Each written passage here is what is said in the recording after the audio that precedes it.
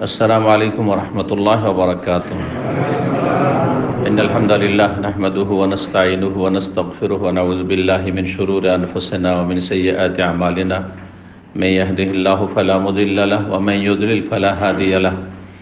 وأشهد أن لا إله إلا الله وحده لا شريك له وأشهد أن محمدا عبده ورسوله صلى الله تعالى عليه وعلى آله وصحبه وسلم تسليما كثيرا. أما بعد فقد قال الإمام البخاري رحمه الله تعالى: باب أهل العلم والفضل أحق بالإمامة. قال حدثنا إسحاق بن نصر قال حدثنا حسين عن زايدة عن عبد الملك بن عمير قال حدثني أبو بردة عن أبي موسى رضي الله تعالى عنه قال: مرض النبي صلى الله عليه وسلم فاشتد مرضه فقال: مروا أبا بكر فليصلي بالناس. قالت عائشة: إنه رجل رقيق إذا قام مقامك لم يستطع أن يصلي بالناس. قال: مروا أبا بكر فليصلي بالناس. فعادت فقال: مري أبا بكر فليصلي بالناس فإن كنا صاحب يوسف. فأتاه الرسول صلى الله عليه وسلم فصلى بالناس في حياة النبي صلى الله عليه وسلم. ফাতাহুর রাসূল ফাসাল্লা বিন-নাস ফি হায়াতিন নবী সাল্লাল্লাহু আলাইহি ওয়াসাল্লাম। সম্মানিত দিনী ভাতৃমণ্ডলী, আল্লাহ রাব্বুল আলামিনের প্রশংসা এবং নবী সাল্লাল্লাহু আলাইহি সাল্লামের ওপর সালাত ও সালামের পর আজ 16ই রজব 1444 হিজরি মোতাবেক 7ই ফেব্রুয়ারি 2023 আমাদের ধারাবাহিক আলোচনা সহিহুল বুখারী থেকে বিষয়বস্তু আযানের পর্ব নম্বর 12। ইমাম বুখারী রাহিমাহুল্লাহর অধ্যায় নম্বর হচ্ছে 46। বলছেন বাবুন মানে হাজা বাবুন, এই অধ্যায় হচ্ছে এমন একটি বিষয় সম্পর্কে যে আহলুল ইলমে ওয়াল ফদলে আহাক্কু বিল ইমামাতে, ইমামতির ক্ষেত্রে জ্ঞানী এলেমওয়ালা ব্যক্তি এবং সম্মানী ব্যক্তি বেশি অধিকার রাখে। অর্থাৎ ইমামতির অধিক হকদার, বেশি অধিকারী হচ্ছে আলেম এবং সম্মানিত ব্যক্তি। এলমের ভিত্তিতে সম্মান।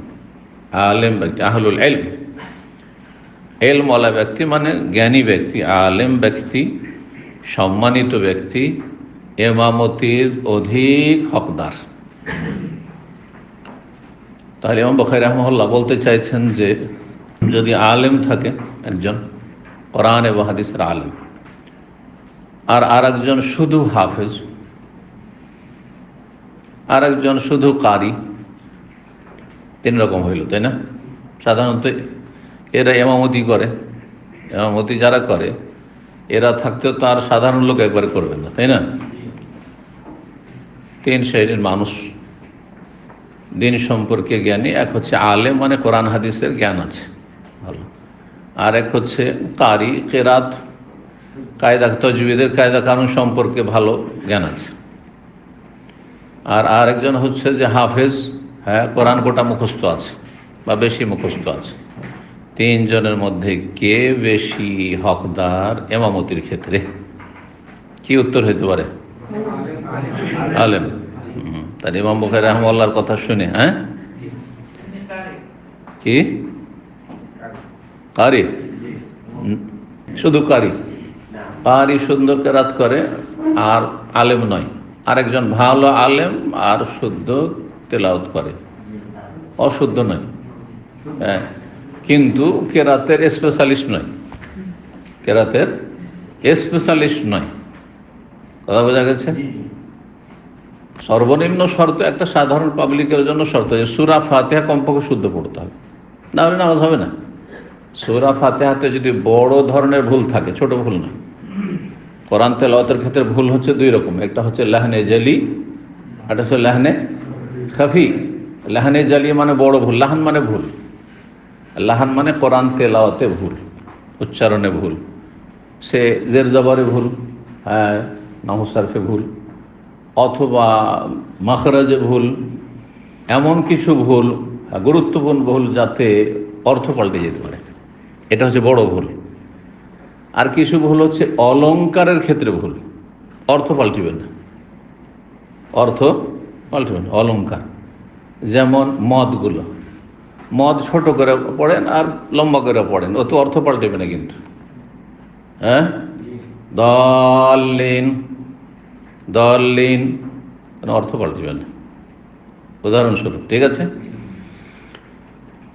তারপরে যতগুলি অলঙ্কারমূলক রয়েছে তার মধ্যে একটি হচ্ছে এজহার, ইখফা, গুন্না, মদ।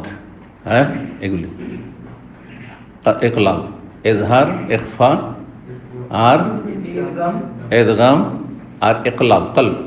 ঠিক আছে, এগুলিতে অর্থ পাল্টিবে না। মিম বাদে পড়েন, মিম বাদে পড়েন। ঠিক আছে, হ্যাঁ, মিন শাররিল পড়েন আর মিন শাররিল পড়েন। একটা ভুল আর একটা ঠিক। মিন খৌফ, মিন খৌফ, একটা ভুল একটা ঠিক। ঠিক আছে, কিন্তু এতে অর্থ পাল্টিবে না। এটাকে লাহানি খাফি, হালকা ভুল বলা হয়, অলঙ্কারমূলক ভুল। খুব সুন্দর করে পড়তে পারলো না, কিন্তু এতে কোনো অসুবিধা নেই, কোনো অসুবিধা নেই। হারাম নাজাইজ কাজ নয়, উত্তমের খেলাফ হয়েছে, উত্তমের খেলাফ হয়েছে। কারণ যারা ওই কেরাত আর তাজবিদ পড়ে না, তার আবার বাড়াবাড়ি করে, তাদের কাছে খুব বাড়াবাড়ি আছে। তাদের একটা হাদিস নয় আর কোনো মানে ইজমা নয়, আল আখযু বিল কিরাআতি হাতমুল লাযিমুন, হ্যাঁ, বা আল আখযু বিত তাজবিদ হাতমুল লাযিমুন, মান লাম ইয়াজাউযিল কোরআন ফাহুয়া আসিম। কেউ যদি তাজবিদ সহকারে কোরআন না পড়ে তো সে গুনাহগার। ফরজ, তাজবিদ ফরজ, আর তাজবিদ সহ যদি কেউ কোরআন না পড়ে তাহলে গুনাহগার। এই কথাটি বড় ভুলের ক্ষেত্রে প্রযোজ্য। সূরা ফাতিহাতে এমন ভুল করলেন যে দলিনকে দলিন পড়লেন, দাল পড়ে দিলেন, নামাজ বাতিল। অথবা জলিন পড়লেন, নামাজ বাতিল। ভুল, বড় ভুল। কারণ সূরা ফাতিহা ফরজ, সেজন্য। অন্য সূরার ক্ষেত্রে না, কারণ অন্য সূরা এমনি সুন্নাত। তো সুন্নত যদি ভুল হয় তো সুন্নত মাইনাস হলো, তাতে আপনার নামাজ নষ্ট হবে না, তবে আপনি গুনাহগার, আপনি গুনাহগার।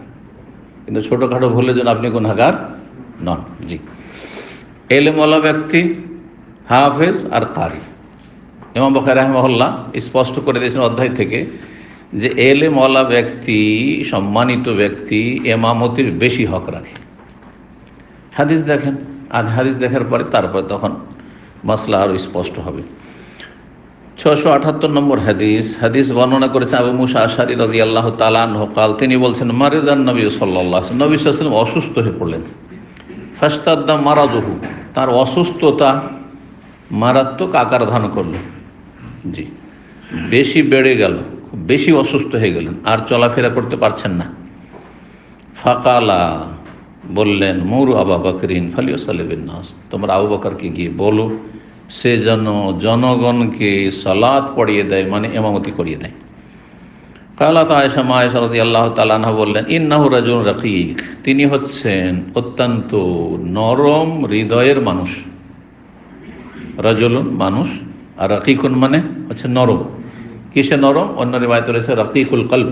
জি, মনটা খুব নরম ওনার। এজা কাম মাকামাকা, আপনার জায়গায় যখন দাঁড়াবেন তিনি, লাম ইয়াস্তাতি ইউসাল্লি বিন নাস, জনগণকে সালাত আদায় করাতে পারবেন না, পড়তে পারবেন না, তেলাওয়াত করতে পারবেন না, কান্নায় ভেঙে পড়বেন তিনি। মেয়ে বলছেন বাপ সম্পর্কে, নবী সাল্লাল্লাহু আলাইহি ওয়াসাল্লামের কাছে যেন আপিল করছেন যে অন্য কাউকে বলেন। অন্য রিওয়ায়াতে রয়েছে, এই রিওয়ায়াতগুলি কিন্তু অনেকবার এসে গেছে এর আগে, যারা ধারাবাহিক আসছেন জুমার দিনে। নবী সাল্লাল্লাহু আলাইহি ওয়াসাল্লাম বলছে, ইয়া রাসূলুল্লাহ, আর কাউকে বলেন, আর কাউকে বলেন, উমরকে বলেন। এসব কথাও রয়েছে হাদিসগুলোতে। নবী সাল্লাল্লাহু আলাইহি ওয়াসাল্লাম আবার বলছেন, মৌরু আবু বকর, আবু বকরকে বলো গিয়ে, নির্দেশ দাও, ফালিউসাল্লি বিন নাস, যেন জনগণকে কি করে, নামাজ পড়াই। ফাআদাত, আবার বললেন তৃতীয়বার মা আয়েশা, কিন্তু শুনছেন না। ফাকাল মুরি আবু বকরিন, তুমি গিয়ে বলো আবু বকরকে, এখন এক বচন দিই, তুমি বলো, হুকুম করো আবু বকরকে, ফালিউসাল্লি বিন নাস, জনগণকে যেন ইমামতি করে নামাজ পড়ায়। ফাইন্নাকুন্না সাওয়াহিব ইউসুফ, নিঃসন্দেহে তোমরা ইউসুফের বান্ধবীদের মতো। ইউসুফ আলাইহিস সালাম নবী, তার বান্ধবীদের মতো, বান্ধবীদের মতো। সাওয়াহিব, সাহেবাতুনের বহু বচন ব্যবহার করা হয়েছে। এর দুটি অর্থ, একটি অর্থ এর আগে বলেছিলাম, আজকে আরেকটি অর্থ শুনিয়ে দিই আপনাদেরকে, নতুন অর্থ, যেটা এর আগে শোনানো হয়নি। যে অর্থটি এর আগে শুনিয়েছি, কে বলতে পারে? যদি কেউ বলতে পারে তাহলে হাত উঠাবে, হইচই না। আর না হলে হা হা লাদরি।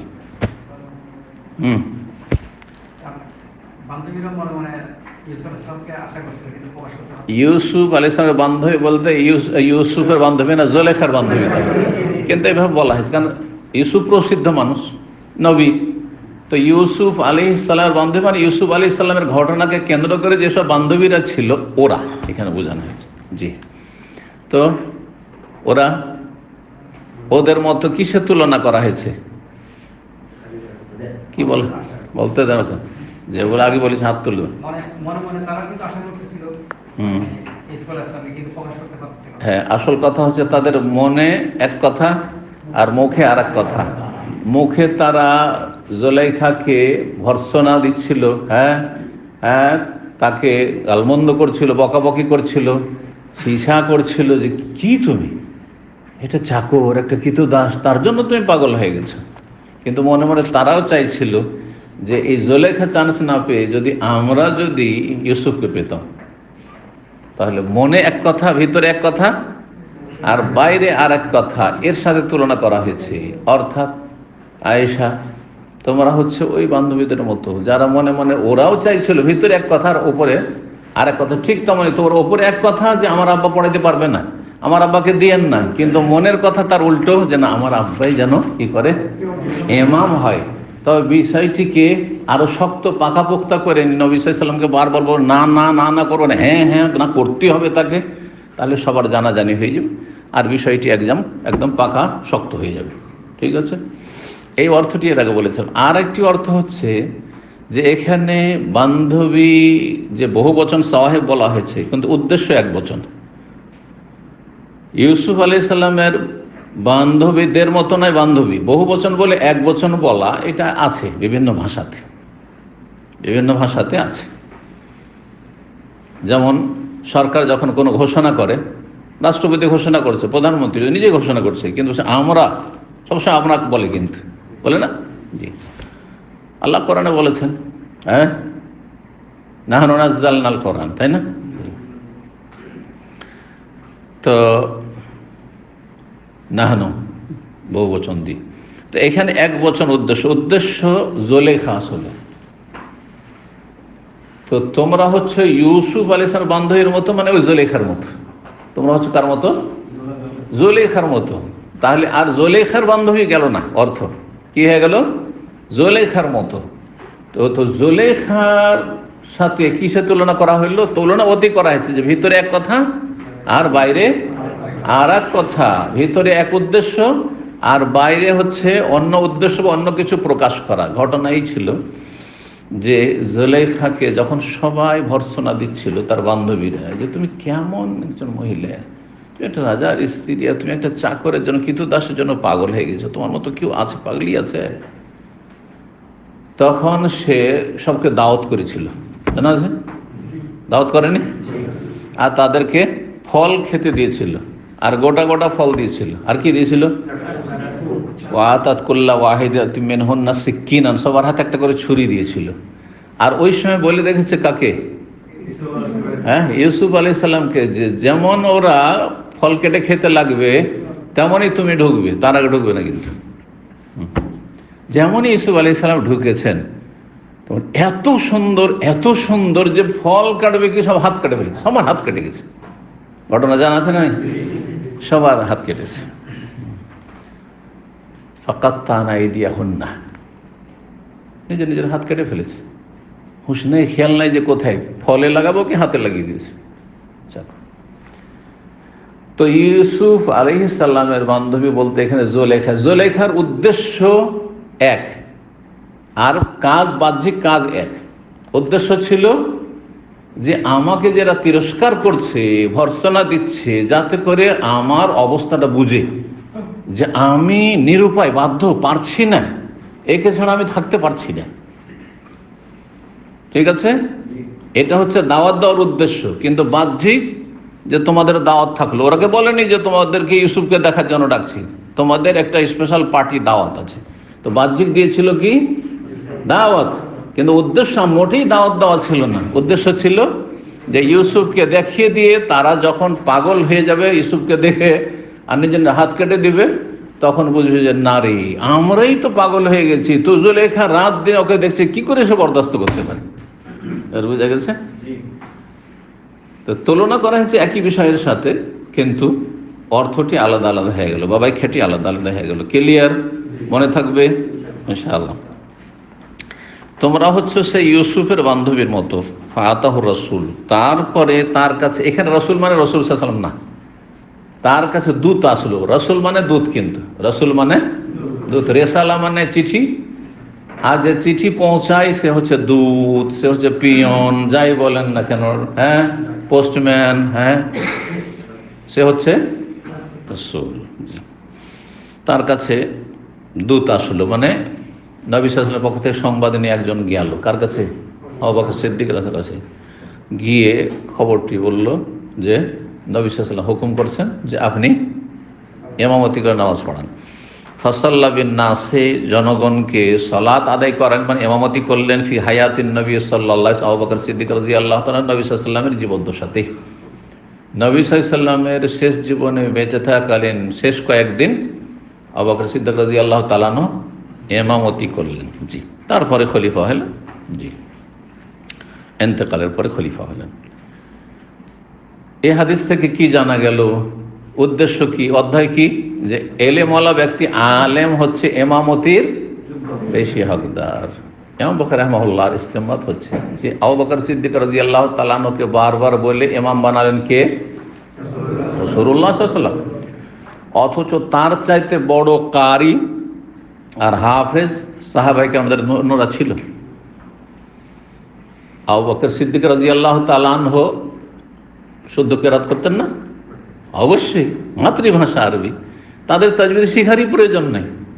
কোরাইশি, সবচেয়ে সুন্দর ভাষা তাদের। দুই নম্বর কথা যে কোরআনও যথেষ্ট মুখস্থ আছে, কিন্তু তার চাইতে ভালো কারি, ভালো হাফেজ উবাই বিন কাব, প্রসিদ্ধ সাহাবায়ে কেরামদের মধ্যে উবাই বিন কাব তারাবি পড়িয়েছেন ওমর রাদিয়াল্লাহু তাআলা আনহুর আমলে। জি, তাকে তারাবির ইমাম বানানো হয়েছে, কিন্তু 5 ওয়াক্ত সালাতের উবাই বিন কাবকে মসজিদ নদীতে কখনো ইমাম বানানো হয়নি। আবু বকর সিদ্দিক রাদিয়াল্লাহু তাআলা আনহু ইমামতি করলেন নবী সাল্লাল্লাহু আলাইহি ওয়াসাল্লামের শেষ জীবনে। তারপর ইন্তেকাল পরে খেলাফত, 2.25 বছর খেলাফত আমলে আবু বকর সিদ্দিক, তারপর ওমরের যুগে ওমর রাদিয়াল্লাহু ইমামতি করলেন, তার উসমানের যুগে উসমান, আলীর যুগে আলী। এইভাবে কথা বোঝা গেছে? তাহলে এই ঘটনা থেকে বোঝা গেল যে নবী সাল্লাল্লাহু আলাইহি ওয়াসাল্লাম তো এই কথা বললেন না যে তোমাদের মধ্যে সবচেয়ে বড় কারি তো উবাই বিন কাব, তো তাকে বলো সে ইমামতি করুক, বললেন? তাহলে বোঝা গেল এখানে কোনটাকে প্রাধান্য দিয়েছেন? কেরাতকে, কারিকে, হাফেজকে না আলেমকে? আলেমকে।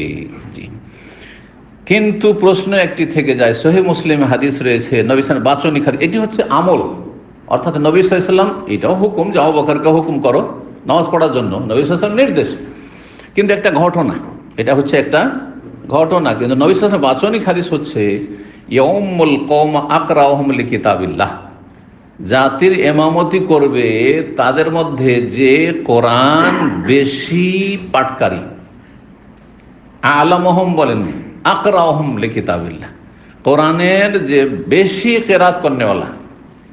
এখন আকরাহুম মানে কি? কেউ কেউ বুঝে নিয়েছে বাহ্যিক অর্থ যে বেশি বড় কারি, ইসম তাফজিল আকরা মানে বেশি বড় কারি, এটা ভুল বুঝেছে।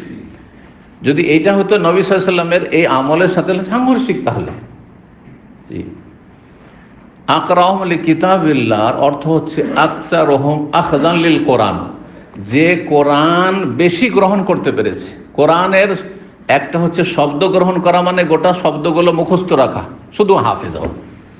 যেমন যারা অনারব হাফেজ তাদের অবস্থা, অনারব হাফেজ যদি হেফজও করে তো কোরআনে কিছু বুঝে, কিন্তু আরবি ছেলে যদি কোরআনের হাফেজ হয় তো যথেষ্ট বুঝে, কারণ তার মাতৃভাষাতে অনেকটাই সে বুঝে। কিছু কিছু বিষয় রয়েছে তাফসীর বোঝার জন্য অবশ্যই তাফসীর জানতে হবে, আলেমের মতো হইতে পারবে না, কিন্তু প্রাথমিক কোরআন অবশ্যই বুঝে। এটা আমরা বুঝতে পারি, আমাদের ছেলেরা এখানে যে লেখাপড়া করছে, প্রাইমারিতে পড়ছে, কোরআনের যেহেতু হাফেজ, ও আয়াত পড়ে দিলে বুঝে যে আমি কি বলতে চাইছি আয়াত থেকে। ধরেন আখলাক চরিত্র সংশোধনের ক্ষেত্রে অথবা কোনো কিছু গাইড করার ক্ষেত্রে একটা আয়াত পড়ে দিলে বুঝতে পারছে যে আমি ওকে কি বলছি। তাহলে প্রাথমিক স্তরে একটা ছেলে যে আরবি বুঝে বা আর মাতৃভাষা আরবি, সে কোরআন মুখস্থ করলে অনেকটা বুঝে। জি, তো নবী সাল্লাল্লাহু আলাইহি সাল্লাম আকরা বলে শুধু কারি উদ্দেশ্য করেননি। এই জন্যই উলামায়ে কেরামগণ একদল বলেছেন যে সাহাবায়ে কেরামদের আমলে যিনি আলেম তিনি বেশি আকরা হইতেন, অর্থাৎ যারা আলেম সাহাবায়ে কেরাম মানে ইলমের ক্ষেত্রে সিনিয়র, তারা কেরাতের ক্ষেত্রেও একটু পিছে না। শুদ্ধ তেলাওয়াতের ক্ষেত্রে, কোরআন মুখস্থর হাফেজ হওয়ার ক্ষেত্রে, যেমন আবু বকর সিদ্দিক রাদিয়াল্লাহু আনহু, ওমর, ওসমান। আপনি আবু বকর, ওমর, ওসমানের কোরআন বেশি মুখস্থ ছিল বলবেন নাকি? না, বরং আসল হচ্ছে যে প্রায় সব মুখস্থ ছিল।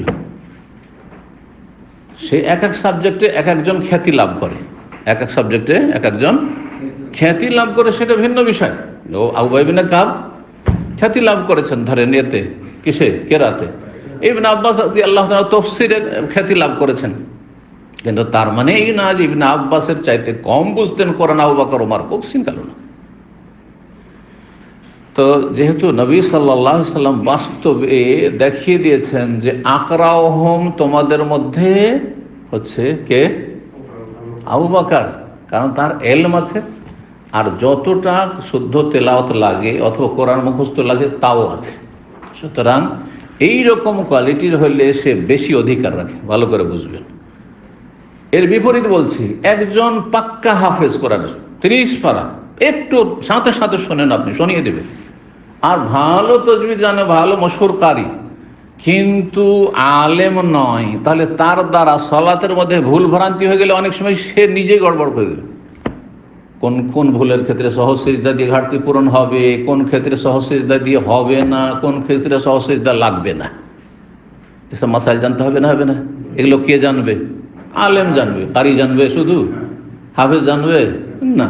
এই জন্য এটা হচ্ছে সঠিক মত, এটা হচ্ছে সঠিক। ফুকাহাদের ইখতিলাফ রয়েছে, কিন্তু সঠিক মত হচ্ছে যে মতটি ইমাম বুখারী রাহিমাহুল্লাহ ব্যক্ত করেছেন, যে আলেম, যে আলেম শুদ্ধ তেলাওয়াত করে এবং যে আলেমের যথেষ্ট কোরআন মুখস্থ আছে, সে 30 পারা মুখস্থ থাক আর না থাক, কিন্তু সে ইলমের ক্ষেত্রে, দ্বীনের জ্ঞানের ক্ষেত্রে সবার মধ্যে সিনিয়র, সে ইমামতির বেশি হকদার। জি, 669 নম্বর হাদিস বর্ণনা করেছেন মা আয়েশা উম্মুল মুমিনিন রাদিয়াল্লাহু তাআলা আনহা কালাত, বলছেন তিনি, ইন্না রাসূলুল্লাহ কালা ফি মারাদিহি, নবী সাল্লাল্লাহু আলাইহি ওয়াসাল্লাম তার অসুস্থতা মানে অন্তিম অসুস্থতা বললেন, মুরু আবু বকর ইউসাল্লি বিন নাস, আবু বকরকে বলো নামাজ পড়াইতে। কালাত আয়েশা বলছে, বলতো ইন্না আবু বকর ইযা কামা ফি মাকামিকা, আবু বকর যখন আপনার জায়গায় দাঁড়াবে, লাম ইউসমাইন নাস মিনাল বুকা, কান্নার কারণে, কান্নায় ভেঙে পড়ার কারণে মানুষকে শোনাতে পারবেন না। ফামুর ওমারা, এই যে চলে এলাম, ওমরকে বলেন ইয়া রাসূলুল্লাহ, ফালিউসাল্লি বিন নাস, যেন সে জনগণকে নামাজ পড়িয়ে দেয়। ফাকালাত আয়েশা বলছেন, ফাকুলতু লি হাফসা, বলছে আমি বলে কাজ হলো না। আয়েশা বলছেন যে আমি নবী সাল্লাল্লাহু আলাইহি ওয়াসাল্লাম বললাম, কিন্তু কাজ হচ্ছে না, শুনছেন না। বলছে না, আবু বকরকে বলো, আবু বকরকে বলবার। তো ও কি করলেন, হাফসাকে বলছেন যে হাফসা তুমি আমার সাথ দাও, আগে তুমিও বলো আমার সাথে, হ্যাঁ হ্যাঁ হ্যাঁ মিলিয়ে, যে যেন তোমার আব্বাকে নামাজ পড়াইতে বলে, আমার আব্বা পারবে না। বোঝা গেছে? জি। তো বলছেন যে হাফসাকে গিয়ে বললাম, কুলি লাহু, তুমিও বলো, ইন্না আবু বকর ইযা কামা ফি মাকামিকা, আবু বকর আপনার জায়গায় দাঁড়ালাম, ইউসমিন নাস মিনাল বুকা, কান্নার চোটে, কান্নার তাড়নায় মানুষকে তেলাওয়াত শোনাতে পারবেন না, থেমে যাবেন। ফামুর ওমর, সুতরাং ওমরকে বলেন, ফালিউস, ওমর শক্ত মানুষ, শক্ত অন্তরের মানুষ, সে যেন নামাজ পড়াই। ফালাত হাফসা তার কথা শুনে ভাবলেন যে ঠিক আছে, যখন পরামর্শ দিয়েছে বলি। তিনিও বললেন, ফাকালা রাসূলুল্লাহ সাল্লাল্লাহু আলাইহি ওয়াসাল্লাম, বললেন মাহ, মানে চুপ করো। মাহ মানে হচ্ছে ওকফুক, থামো, চুপ করো, কথা বলিও না। ইন্না কুন্না লা আনতুন্না সাওয়াহি ইউসুফ, তোমরা হচ্ছে ইউসুফ আলাইহিস সালামের বান্ধবীদের মতো। হ্যাঁ, দুটো অর্থ যে করলাম, বারবার অর্থ করার প্রয়োজন নেই। মুরু আবু বকর, যাও আবু বকরকে বলো, ফালিউস বিন নাস, জনগণকে নামাজ পড়াই। ফাকালাত হাফসাতুল আয়েশা, হাফসা দেখলেন যে আয়েশার কথা শুনে আমি বলতে গেলাম, গিয়ে অপদস্থ হইলাম, আমার কথাও রাখলো না, খাওয়া খাইতে বলতে গেলাম আমি তার কথা শুনে। আয়েশাকে বলছেন, মা কুনতে লে ওসিবা মিনকে খাইরা, তোমার থেকে কোনোদিন আমি ভালো পেলাম না, মানে তোমার পরামর্শ নিয়ে আমার কোনো লাভ হলো না কোনোদিন। এর আগেও তোমার সাথ দিয়েছি, লাভ হয়নি। হ্যাঁ, আর নবী সাল্লাম অসন্তুষ্ট হয়েছেন, আজকেও নবী সাল্লাম হয়তো আমার অসন্তুষ্ট হয়ে গেল, আমি কথা বলতে গেলাম তো হ্যাঁ তোমার থেকে কোনো কল্যাণ পেলাম না। উদ্দেশ্য তার যে তুমি তো সতীন, তুমি কি আমাকে ভালো কথা বলবে? তুমি এমন কথা বলতে বলেছো, আমি বলতে গিয়ে আর নবী সাল্লাম হয়তো আমার উপর মনক্ষুণ্ণ হইলেন, যেটা করছিলেন। 680 নম্বর হাদিস। আনাস বিন মালিক রাদিয়াল্লাহু তাআলা আনহু বলছেন, ওয়াকানা তবে আন নবী সাল্লাল্লাহু আলাইহি ওয়াসাল্লাম ওয়া খাদামাহু ওয়া সাহিবাহু, তিনি নবী সাল্লাল্লাহু আলাইহি ওয়াসাল্লামের অনুসারী ছিলেন, সবসময় সাথে থাকতেন। তবে মানে শুধু আদর্শগত দিক থেকে নয়, বরং সাথে সাথে পিছে পিছে সবসময়, যেখানে নবী সাল্লাল্লাহু আলাইহি ওয়াসাল্লাম ওখানে আনাস খাদেম ডানে বামে ঘুরছে, যা কিছু প্রয়োজনে খেদমতের জন্য। ওয়া খাদামাহু, তার খেদমত করেছেন, ওয়া সাহিবাহু, তার সঙ্গীও হয়েছেন। বলছেন তিনি বর্ণনা করেন, আন্না আবু বকরিন কানা ইউসাল্লি বিহি ফি ওয়াজহিন নবী সাল্লাল্লাহু আলাইহি ওয়াসাল্লাম আল্লাযী তুফিয়া ফিহি। আবু বকর সিদ্দিক রাদিয়াল্লাহু তাআলা আনহু জনগণকে ইমামতি করে নামাজ পড়াচ্ছিলেন সেই অসুস্থতায়, যাতে নবী সাল্লাল্লাহু আলাইহি ওয়াসাল্লাম ইন্তেকাল করেছেন। তুফিয়া মানে ওফাত পেয়েছেন, নবী সাল্লাল্লাহু আলাইহি ওয়াসাল্লাম মারা গেছেন। হাত্তা ইযা কানা ইয়াউমুল ইসনাইন, এমনকি সোমবারের দিন চলে আসলো। সোমবারের দিন চলে আসলো। কোন দিনে ইন্তেকাল করেছেন নবী সাল্লাল্লাহু আলাইহি ওয়াসাল্লাম? এই সর্বশেষ দিন। ওয়াহুম সুফুফুন ফিস সালাত, ফজরের সময় ছিল, সবাই কাতারবদ্ধ হয়ে রয়েছেন সাহাবায়ে কেরামগণ সালাতে। সেই সময় নবী সাল্লাল্লাহু আলাইহি ওয়াসাল্লাম শেষ দৃশ্যটি দেখতে চাইছেন, যে আমি যে এই 23 বছরের কঠোর অক্লান্ত পরিশ্রম করলাম দাওয়াতের ময়দানে, আমার ফসল কেমন আমি একটু দেখতে চাই। নজর আল্লাহ, যে আমার পরে কি এরা 5 ওয়াক্ত সালাত জামাত জুমা এরা টিকিয়ে রাখবে, কেমন ভাবে টিকিয়ে রাখবে, কিভাবে তারা নামাজ পড়েছে, এক নজর আমি দেখে নিই। আল্লাহু আকবার। দেখছেন তো ফজরের নামাজে সবাই সারিবদ্ধ হয়ে আছে। ফাঁকা সাফান নবী সিতরাল হুজরাতে, নবী সাল্লাল্লাহু আলাইহি সাল্লাম হুজরায় মোবারকের মায়েশা রাদিয়াল্লাহু তাআলা, হুজরা মানে কক্ষ, সেই হুজরার পর্দাটি উঠালেন। পর্দা, কাপড়ের পর্দা ঝুলানো ছিল, একটু উঠালেন। ইয়ানজুরু ইলাইনা, আমাদের দিকে তাকাচ্ছিলেন। ওয়া হুয়া কায়েম, দাঁড়িয়ে মানে উঠে গেছেন, শুয়ে থাকতে থাকতে একটু শরীর ভালো লেগেছে, উঠেছেন। এই উঠা দেখে সাহাবীরা ভেবেছেন যে নবী সাল্লাল্লাহু আলাইহি ওয়াসাল্লাম আবার আসবেন নামাজ পড়তে, হয়তো যেমন এর আগে ঘটেছে। কিন্তু ফাহামামনা আন নাফতাতেনা মিনাল ফারাহি বিরুয়াতিন নবী সাল্লাল্লাহু আলাইহি ওয়াসাল্লাম, আমরা যেন নবী সাল্লাল্লাহু আলাইহি ওয়াসাল্লামকে দেখে খুশিতে আত্মহারা হয়ে পড়েছি। নাফতাতে না, আমরা মনে হয় ফিতনায় পড়ে যাব, মানে নামাজ টামাজ ছেড়ে দিয়ে ওইদিকে তাকাইতে লাগলো, এরকম হয়ে গেছে। এমন আত্মহারা হয়েছি খুশিতে নবী সাল্লাল্লাহু আলাইহি ওয়াসাল্লামকে দেখে, পর্দাটা খুলতেই যারা পাশে আছে তার স্বাভাবিক দেখতে হবে, সাইডে হইলো দেখতে হবে যে পর্দা খুলেছে। তো দেখতে পেয়ে আমরা যেন ফিতনায় পড়ে গেছি, এমন হয়েছে যে আমরা খুশিতে আত্মহারা হয়ে নামাজ ছেড়ে দিয়ে নবী সাল্লাল্লাহু আলাইহি ওয়াসাল্লামের দিকে ছুটবো, হয়তো বা সবাই তাকাইতে শুরু করবো এদিকে, এরকম হয়ে গেছে। ফানাকাস আবু বকরিন আলা আকিবা, আবু বকর সিদ্দিক রাদিয়াল্লাহু তাআলা আনহু পর্যন্ত অনুধাবন করতে পেরেছেন যে হয়তো নবী সাল্লাল্লাহু আলাইহি ওয়াসাল্লাম আসছেন। তো আবু বকর সিদ্দিক রাদিয়াল্লাহু তাআলা আনহু পেছন দিকে সরে যাচ্ছেন, ধীরে ধীরে পিছের কাতারে আসার জন্য। আলা আকিবাইহি মানে পেছন দিকে, ঘুরে নয়, ধীরে ধীরে পিছনে সরে যাচ্ছেন। লিয়াসাল সাফ, যাতে করে কাতারে মিলিত হয়ে যান। ওয়াজান্না, তিনি ধারণা করলেন, আন্না নবী সাল্লাল্লাহু আলাইহি ওয়াসাল্লাম খারাজা সালাতে, যে নবী সাল্লাল্লাহু আলাইহি ওয়াসাল্লাম হয়তো সালাতের জন্য বের হবেন।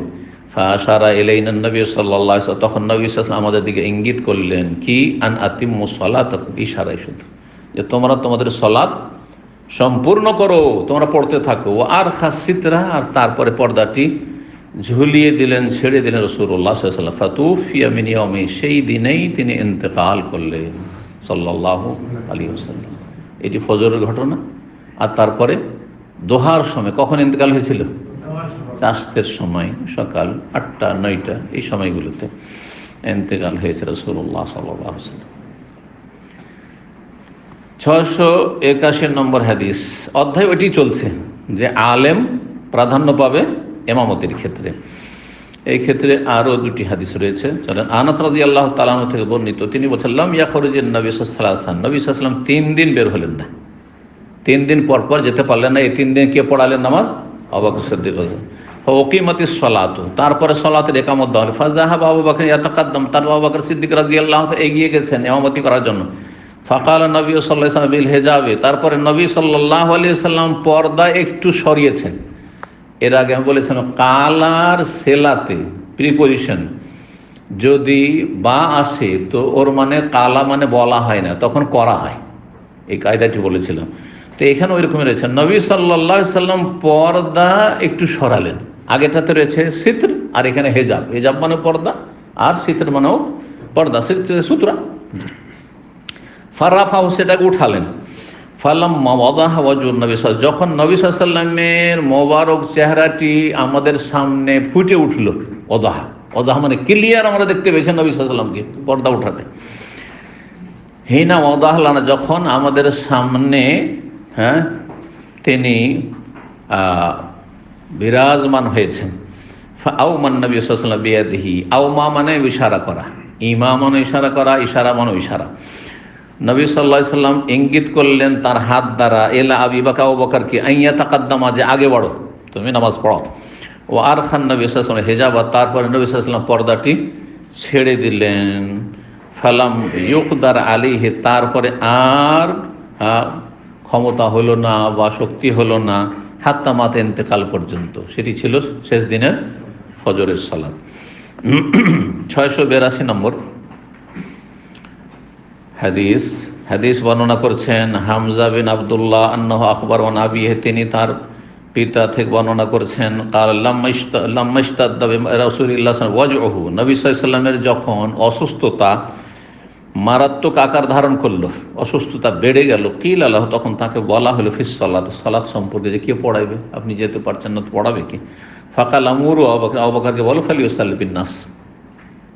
নবী সাল্লাল্লাহু আলাইহি ওয়াসাল্লামকে এভাবে বলা হয়নি, বলা হয়েছিল ইয়া রাসূলুল্লাহ ওহুম ইয়ান্তাজিরুনাক, সাহাবারা আপনার ইন্তজার করছেন, অপেক্ষা করছেন, সালাতের সময় হয়ে গেছে, ইন্তজার করছেন, সময় হয়ে গেছে। নবী সাল্লাল্লাহু আলাইহি ওয়াসাল্লাম কয়েকবার চেষ্টা করলেন কিন্তু উঠতে পারলেন না, বারবার বেহুশ হয়ে যাচ্ছেন, যেমন এই মর্মে হাদিসের আগে শোনানো হয়েছে, সিরাতুন নবীতে আলোচনা হয়েছে। আবু বকরকে বলো নামাজ পড়াইতে। কালা আয়েশা বলছে ইন্না আবু বকর রাজুলুন রাকিকুন ইযা কারা গালাবাহুল বুকা, যদি তেলাওয়াত করতে লাগে তাহলে তিনি কান্নায় ভেঙে পড়বে। গালাবহুল বোকা মানে কান্না, আর গালাবা মানে তার উপর বিস্তার লাভ করবে। তাহলে ভাব অর্থ কি? কান্নায় তিনি ভেঙে পড়বেন। ফাকাল মুরুহু ফালিউসাল্লি, তাকেই বল নামাজ পড়াতে।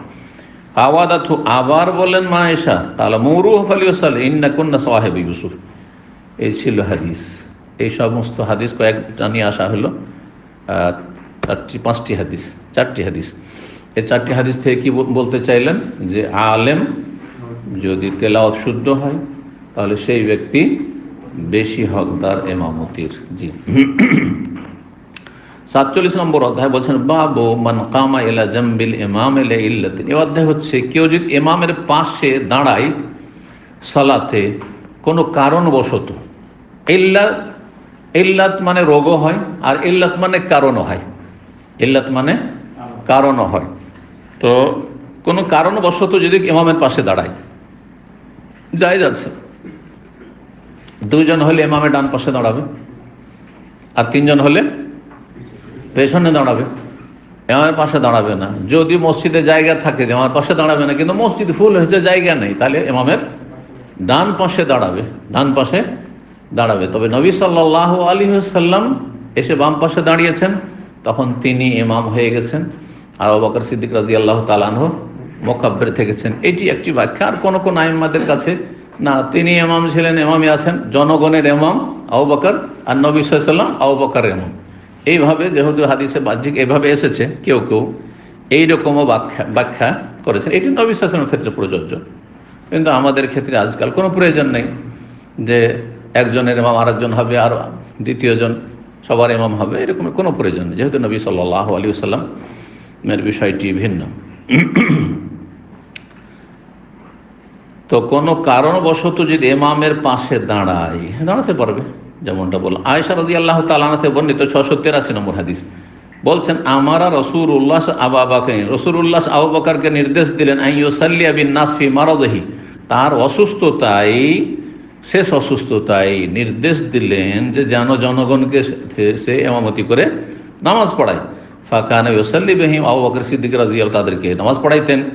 ওরওয়া বলছেন ফওয়াজাদা রাসূলুল্লাহ সাল্লাল্লাহু আলাইহি ওয়াসাল্লাম খিফা, একদিন রাসূলুল্লাহ সাল্লাল্লাহু আলাইহি সাল্লাম একটু অসুস্থতা হালকা বোধ করলেন, অসুখ একটু হালকা বোধ করলেন, খিফা খাফিফ থেকে একটু শরীরটা হালকা মনে হচ্ছে, ফাখারাজা বেরিয়ে পড়লেন। ফায়দা আবু বকর ইয়াউমুন নাস, তখন আবু বকর সিদ্দিক রাদিয়াল্লাহু তাআলা আনহু ইমামতি শুরু করে দিয়েছেন, জনগণ ইমামতি করছেন। ফালাম্মা রাহু আবু বকরিন, আবু বকর সিদ্দিক রাদিয়াল্লাহু তাআলা যেমনই দেখতে পেয়েছেন যে নবী সাল্লাল্লাহু আলাইহি ওয়াসাল্লাম এসে গেছেন, ইস্তাখারা, তখন পিছনে সরে যাচ্ছেন, পিছনে সরে যাচ্ছেন। ফাআশারা ইলাইহি, তখন রাসূলুল্লাহ ইঙ্গিত করলেন তাকে, আনকামা আনতা, তুমি যেখানে আছো যেমন আছো তেমনই থাকো, মানে ওখানেই থাকো, পিছনে কাতারে যেও না, ওখানেই থাকো। ফাজালাসা রাসূলুল্লাহ সাল্লাল্লাহু আলাইহি ওয়াসাল্লাম হিজা আবি বকরিন ইলা জামবিহি, রাসূলুল্লাহ সাল্লাল্লাহু আলাইহি ওয়াসাল্লাম তারপরে গিয়ে আবু বকরের পাশে বসে গেলেন, তার এক পাশে বসে। কোন পাশে বসেছিলেন? বাম পাশে বসেছিলেন। এতে থেকে বোঝা যায় যে নবী সাল্লাল্লাহু আলাইহি ওয়াসাল্লাম গিয়ে ইমাম হয়ে গেলেন, আর যদি মুক্তাদি হতেন তাহলে আবু বকরের ডান দিকে বসতেন। জি, তো বাম পাশে বসলেন। ফাকানা আবু বকর ইউসাল্লি বিসলাতি রাসূলিল্লাহ সাল্লাল্লাহু আলাইহি ওয়াসাল্লাম, আবু বকর সিদ্দিক রাদিয়াল্লাহু তাআলা রাসূলুল্লাহ সাল্লাল্লাহু আলাইহি ওয়াসাল্লামের সালাতের ইক্তেদা করে সালাত পড়ছিলেন। ওয়ান নাসু ইউসাল্লুনা বিসলাতি আবু বকর, আর সমস্ত জনগণ আবু বকর সিদ্দিক রাদিয়াল্লাহু সালাতকে অনুসরণ করে সালাত আদায় করেছিল। তার মুক্তাদি হয়ে একদল অর্থ করেছেন, আর একটু হচ্ছে তার তাকবীর শুনে।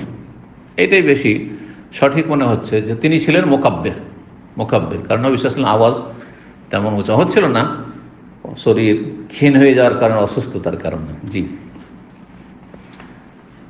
এখানে হাদিসে আছে কি যে নবী সাল্লাল্লাহু আলাইহি ওয়াসাল্লাম এসে আবু বকরের পাশে কি করলেন? বসে গেলেন। কিন্তু অধ্যায় আছে যদি ইমামের পাশে কেউ দাঁড়ায়, অধ্যায় আছে দাঁড়ানোর কথা, আর নবী সাল্লাল্লাহু আলাইহি ওয়াসাল্লাম বসে গেলেন।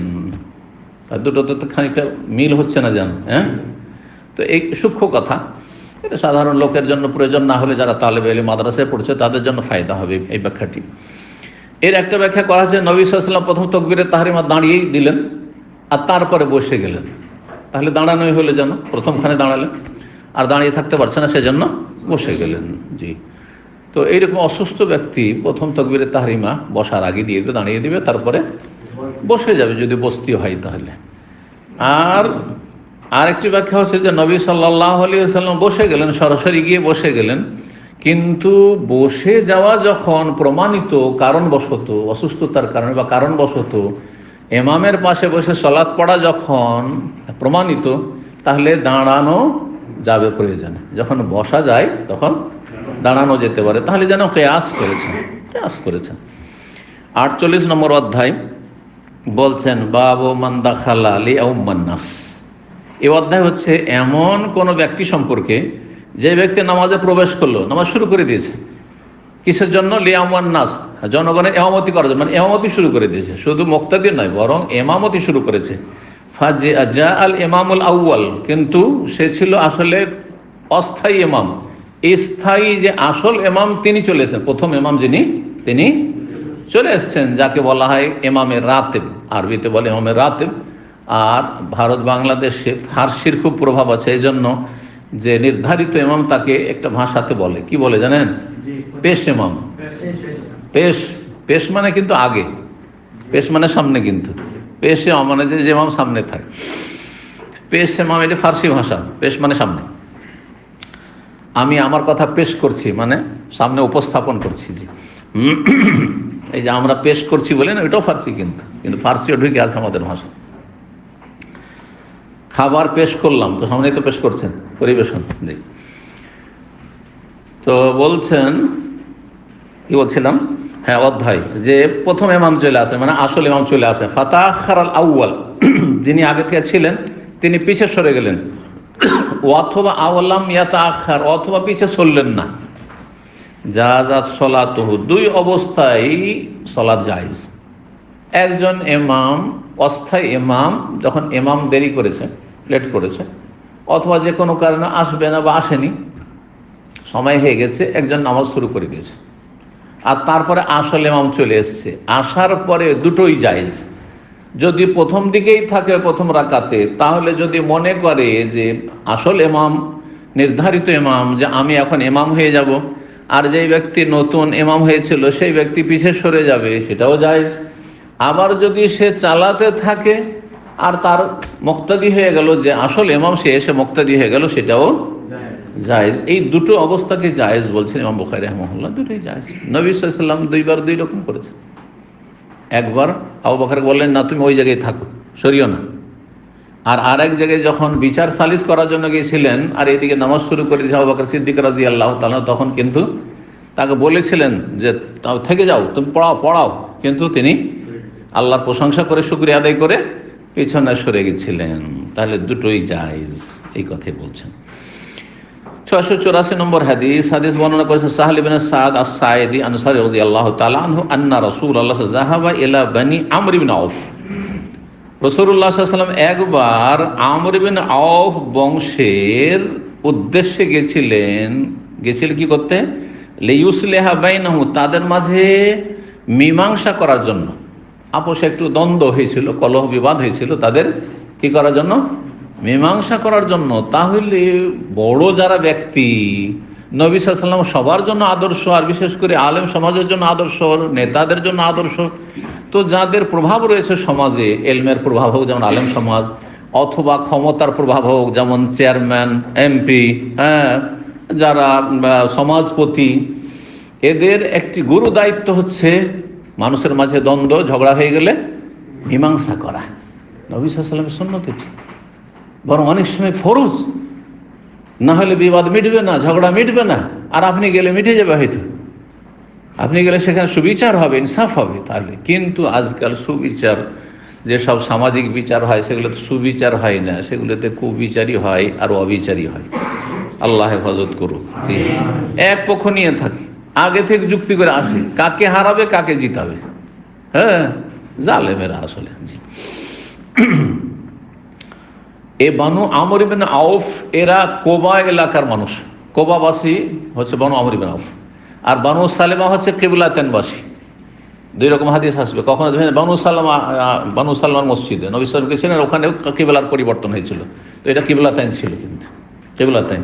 আর বানু আমর ইবনে আউফ বাস করতেন কোবা মসজিদের আশেপাশে, এখানে গেছিলেন। ফাহানাতে সালাতু, সালাতের সময় হয়ে গেল। হানা মানে হাজারা। ফাজাল মুয়াজ্জিন আবু বকর, আবু বকর সিদ্দিক রাদিয়াল্লাহু তাআলার কাছে মুয়াজ্জিন আসলেন, মানে বেলাল রাদিয়াল্লাহু তাআলা আসলেন, যে সময় হয়ে গেছে, আজান দিয়েছি, বেশ কিছুক্ষণ হয়ে গেল, নবী সাল্লাল্লাহু আলাইহি ওয়াসাল্লাম নেই, তো আপনি নামাজ পড়িয়ে দেন। ফাকাবা তুসাল্লি লিন্নাস, আপনি কি নামাজ পড়াবেন? ফাওকিম মানে আমি একামত দেবো। তাহলে বেলাল বলছেন তাহলে একামত দেবো। তাহলে না, আমার অসুবিধা নেই, কেন দেরি হয়ে গেল। ফাসাল্লা আবু বকর সিদ্দিক রাদিয়াল্লাহু তাআলা আনহু সালাত পড়াইতে লাগলেন, ইমামতি করতে লাগলেন। ফাজা রাসূলুল্লাহ সাল্লাল্লাহু আলাইহি ওয়াসাল্লাম, তখন রাসূলুল্লাহ তারপরে চলে এসেছেন, নামাজ শুরু হয়েছে আর চলে এসেছেন রাসূলুল্লাহ সাল্লাল্লাহু আলাইহি ওয়াসাল্লাম। ওয়ান নাসু ফি, সেই সময় জনগণ সবাই সালাতে আছে, নামাজ অবস্থায় আছে। ফাতাখাল্লাসা, নবী সাল্লাল্লাহু আলাইহি ওয়াসাল্লাম এগিয়ে গেলেন, এগিয়ে গিয়ে একবারে সামনে চলে গেলেন। হাত্তা ওয়াকাফা ফিস সাফফি, এমনকি গিয়ে কাতারে দাঁড়িয়ে গেলেন। ফাসাফফাকান নাস, নবী সাল্লাল্লাহু আলাইহি ওয়াসাল্লামকে দেখতে পেয়েই লোকেরা তালি বাজাতে শুরু করেছে, তালি দিতে শুরু করেছে, তালি দিতে শুরু করেছে। কেউ কেউ বলেছেন যে এই তালিটা দিবেন না, কারণ এটা যারা খেলতামাশা করে দুনিয়াদার, তারা এইভাবে তালি বাজায়, সুতরাং এইভাবে করবে, মহিলারা যে তালিটা দিবে, এটা ইজতিহাদ। তো লোকেরা কিন্তু তখন মাসলা জানতো না যে পুরুষদেরকে তসবিহ করতে হবে, সুবহানাল্লাহ বলতে হবে, আর মহিলারা তালি দিবে। আজ পর্যন্ত জানে না। আমাদের হানাফি সমাজে কি করে? তসবিহ জানে না, যদি ভুল করে ইমাম তো কি করবে? আল্লাহু আকবার। কোথায় আল্লাহু আকবার আছে? এটি একটি বেদাত, বেদাত। জি, তালি দিতে শুরু করেছেন সাহাবায়ে কেরাম। ওয়াকান আবু বকর লা ইয়ালতাফি ফি সালাতি, কিন্তু আবু বকর সিদ্দিক রাদিয়াল্লাহু তাআলা এত খুশুর সাথে আর এত একাগ্রতার সাথে এত মনোযোগী হয়ে সালাত আদায় করেছেন, নামাজে যেন একবারে মগ্ন হয়ে গেছেন, ডুবে গেছেন, খেয়ালই নেই কোনো দিকে, কোনো ভ্রুক্ষেপে না কে কি করছে না করছে। উনি তালি শুনছেন না, কে কি করে তালি দিচ্ছে না দিচ্ছে, ওই না। এইভাবে সাহাবায়ে কেরাম সালাত আদায় করতেন, এমন ডুবে যেতেন যে খবর থাকতো না। যে এক সাহাবী তাহাজ্জুদ পড়ছেন আর দুশমনের তীর এসে লেগেছে, দেখে যে তীর ছেড়েছে আর রক্ত ঝরে চলে যাচ্ছে, ওই নামাজ পড়েই চলে যাচ্ছে, ও জানেন না যে আমাকে তীর লেগেছে। আল্লাহু আকবার, চিন্তা করতে দেখি। তারপর যদি একটা পিপিলিকাও কামড় দেয়, আরে বাপরে, ওইটাই চুলকাতে চুলকাতে নামাজ শেষ, তাও শেষ।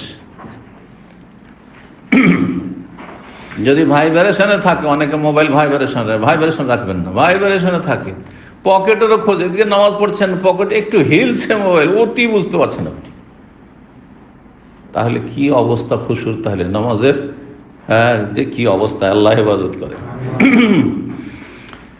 তো বলছেন যে আবু বকর সিদ্দিক রাদিয়াল্লাহু তাআলা কিন্তু সালাত অবস্থায় এদিক সেদিক ভ্রুক্ষেপ করছেন না, লা ইয়ালতাফিত ফি সালাতি, কে যে তালি বাজাচ্ছে না কি করছে কোনো খেয়াল নাই। ফালাম আকসারান নাসু তাসফি, কিন্তু লোকেরা থামছে না, খুব বেশি করে তালি বাজতে শুরু করে, চারিদিক থেকে তালি বাজতে শুরু হয়েছে যে নবী সাল্লাল্লাহু আলাইহি ওয়াসাল্লাম চলে এসেছেন, নবী সাল্লাল্লাহু আলাইহি ওয়াসাল্লাম চলে এসেছেন, কথা তো আর বলতে পারছেন না, তালি বাজিয়ে চলে যাচ্ছেন। তখন ইলতাফাত, তখন একটু ঘুরে দেখছেন যে কি ব্যাপার, এরকম এত কেন তালি বাজছে। ফারা রাসূলুল্লাহ, তখন রাসূলুল্লাহ সাল্লাল্লাহু আলাইহি ওয়াসাল্লামকে দেখতে পেয়েছেন, কে? আবু বকর সিদ্দিক রাদিয়াল্লাহু তাআলা। ফাআশারা ইলাইহি রাসূলুল্লাহ, তখন রাসূলুল্লাহ ইঙ্গিত করেছেন, আনিমকুস মাকানাকা, তুমি তোমার জায়গায় থাকো, মানে তুমি নামাজ পড়ো, ওখানে থাকো। ফারাফা আবু বকর রাদিয়াল্লাহু আনহু ইয়াদাইহি, তখন আবু বকর সিদ্দিক রাদিয়াল্লাহু তো দুই হাত আল্লাহর দিকে উঠিয়ে দিলেন, আলহামদুলিল্লাহ, আলহামদুলিল্লাহ, দুই হাত উঠালেন, দুই হাতের কথা রয়েছে। তাহলে আল্লাহর শুকরিয়া আদায় করতে গিয়ে কখন হাত উঠিয়ে দেওয়া, সে এইভাবে হোক অথবা এমনকি রফায়দান করে যে সালাত আদায় করেন, এটি ইবাদত। এটাকে যারা মনসুখ বলেছে তারা সহি হাদিস আমল করে না, অথচ সালাত হচ্ছে দুই রকমের ইবাদতের নাম, বাচন বরং তিন রকম ইবাদতের নাম। সালাত এত গুরুত্বপূর্ণ ইবাদত যে এতে তিন রকমের ইবাদত রয়েছে, আর টোটাল মানুষের ইবাদত তিন রকম, বুঝতে পারা গেছে? এক হচ্ছে হৃদয়ের ইবাদত, কলবের ইবাদত, সালাতে খুশু, এটা হচ্ছে রুহ মেন এক নম্বর। দুই নম্বর হচ্ছে বাচনিক ইবাদত, আল্লাহু আকবার, বাচনিক কথা বলে ইবাদত করছেন, হ্যাঁ, সানা পড়ছেন, সূরা ফাতিহা পড়ছেন, তাসবিহ পড়ছেন, আতাহাত পড়ছেন, দরুদ পড়ছেন, সালাম ফিরছেন, সব বাচনিক ইবাদত। আর কর্মগত ইবাদত, ফেইলি ইবাদত, সেটি হচ্ছে আল্লাহ যে রফায়দান করলেন, এটি ইবাদত, যতগুলি রফায়দের ইবাদত। সুতরাং এই যে রফায়দান যারা করে, রুকুতে যাওয়ার সময়, রুকুতে ওঠার সময় করে না, দুই রাকাতে থেকে তাশাহুদ থেকে উঠে করে না, এই ইবাদতগুলো থেকে তারা বঞ্চিত হতভাগা এই সুন্নত থেকে। জি, গুরুত্বপূর্ণ সুন্নত। তো আল্লাহর শুকরিয়া আদায় করা, এমনকি দোয়া করা, হাদিসে আছে যে নবী সাল্লাল্লাহু আলাইহি ওয়াসাল্লাম আত্তাহিয়াত পড়তেন তখন আঙ্গুল দিয়ে ইশারা করতেন আর তা দিয়ে দোয়া করতেন। তাহলে যেমন দোয়া জবান দিয়ে হয়, তেমনই দোয়া আঙ্গুল দিয়ে হয়, এই হাদিস প্রমাণ করে। এখান থেকে বোঝা গেল আল্লাহর শুকরিয়া যেমন অন্তর থেকে হয়, শ্রদ্ধাশীল হয়ে মূল্যায়ন করে, অন্তরে আপনার কদর আছে রিজিকের, নিয়ামতের অথবা আল্লাহর অনুগ্রহের, সুস্থতার, অন্তরে আপনি এটাকে অনুভব করছেন, এটা আল্লাহর শুকরিয়া। আর আল্লাহর শুকরিয়া একটা হচ্ছে কথার দ্বারা আলহামদুলিল্লাহ, আল্লাহর শুকরিয়া, আর কাজকর্ম দিয়ে আল্লাহর শুকরিয়া, গুনাহ থেকে বেঁচে থাকা, নেকির কাজ করা, মানুষের উপকার করা, আল্লাহ আমার উপর এহসান করেছেন, আমি মানুষের সাথে এহসান করছি, মানুষকে সময় দিচ্ছি, আমি হ্যাঁ মানুষকে আমি ভালো কিছু শিখাচ্ছি, আল্লাহ আমাকে এলেম দিয়েছেন, আমি মানুষকে শিখাচ্ছি, এই যে কর্মগত শুকরিয়া। তাহলে শুকরিয়া তিন রকম। শুকরিয়া হচ্ছে পারফেক্ট শুকরিয়া, যদি পূর্ণাঙ্গ শুকরিয়া আদায় করেন তাহলে তিনটি ক্ষেত্রে আপনার শুকরিয়া থাকতে হবে। এর সাথে যার অর্থ আছে, আর্থিক শুকরিয়াও আছে, ওটা আর একটি বিষয়। হ্যাঁ, যাকে আল্লাহ অর্থ দিয়েছেন, এই নয় যে শুধু শুকুর আলহামদুলিল্লাহ, আর এত টাকা দিয়েছেন, পাশের লোকেরা খেতে পাচ্ছে না, বা পাশের লোকের অভাবী রয়েছে, পাশের লোকের প্রয়োজন রয়েছে, দিনের কাজের প্রয়োজন রয়েছে, আপনি অর্থ খরচ করছেন না, কিসের শুকরিয়া আপনার? কোথায় ধন সম্পদের শুকরিয়া? আনফিক ইউনফিকিল্লাহু আলাইহি, তুমি খরচ করো, আল্লাহ তোমার উপর খরচ করবে, এটা শুকরিয়া। তো বলছেন যে আবু বকর সিদ্দিক রাদিয়াল্লাহু দুই হাত উঠিয়ে দিলেন শুকরিয়া আদায় করার জন্য। ফাহমেদ আল্লাহ, এবং জবানি আল্লাহ শুকরিয়া আদায় করেছেন, আলহামদুলিল্লাহ। আলামা আমারাহু বিহি রাসূলুল্লাহ সাল্লাল্লাহু আলাইহি ওয়াসাল্লাম মিন যালিক, যে রাসূলুল্লাহ সাহেব যেহেতু তাকে হুকুম করেছেন, না না না তুমি পড়াও, তুমি পড়াও, এটা বড় সম্মান যে নবী এসে গেছেন সাল্লাল্লাহু আলাইহি ওয়াসাল্লাম, তারপরে বলছেন তুমি নামাজ পড়াও আবু বকর। আল্লাহ শুকরিয়া আদায় করেছে আলহামদুলিল্লাহ যে নবী সাল্লাল্লাহু আলাইহি ওয়াসাল্লাম, হ্যাঁ, বা আল্লাহ আমাকে এই মর্যাদা দিয়েছেন যে নবী সাল্লাল্লাহু আলাইহি ওয়াসাল্লাম আমাকে ইমাম দেখতে চাইছেন এবং তিনি আমার মুক্তাদি হয়ে নামাজ পড়তে চাইছেন, কিন্তু আমি মেনে নিতে পারি না, এটা হবে না। শেষ অবস্থায় কিন্তু আবু বকর সিদ্দিক রাদিয়াল্লাহু তাআলা নামাজ পড়িয়েছেন, কিন্তু এখানে পিছনে সরে গেছেন। তখন নবী সাল্লাল্লাহু আলাইহি ওয়াসাল্লাম সুস্থ, হ্যাঁ, নবী সাল্লাল্লাহু আলাইহি ওয়াসাল্লাম গিয়েছিলেন বাইরে মীমাংসার জন্য গিয়েছিলেন, এই জন্য সেখানে আর দাঁড়াননি, তিনি পেছনে সরে গেছিলেন এই ঘটনায়। তো রাসূলুল্লাহ ইঙ্গিত করলেন যে তুমি তোমার জায়গায় থাকো, তো কিন্তু আবু বকর সিদ্দিক রাদিয়াল্লাহু দুই হাত উঠে আল্লাহ শুকরিয়া আদায় করলেন, আল্লাহর প্রশংসা করলেন। সুম্মাস্তাখার আবু বকরিন, তারপর আবু বকর সিদ্দিক রাদিয়াল্লাহু পিছিয়ে গেলেন, হাত্তা ইস্তাফিস সাফে, কাতারে, জনগণের কাতারে লেগে গেলেন, প্রথম কাতারে লেগে গেলেন।